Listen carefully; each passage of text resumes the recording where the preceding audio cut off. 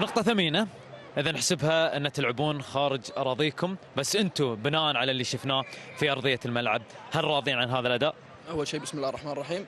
تقدر تقول ممكن لأن مباراة خارج الديار ممكن نقطة مفيدة لنا، لكن كنا داخلين المباراة أكيد بطموح 3 نقاط.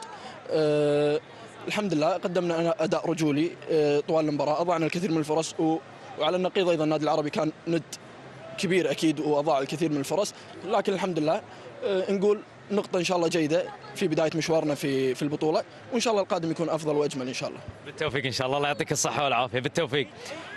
اسماعيل اسماعيل لا قاعد يسلم على الجمهور. عطيتهم سلمت عليهم خلاص كل شيء تمام.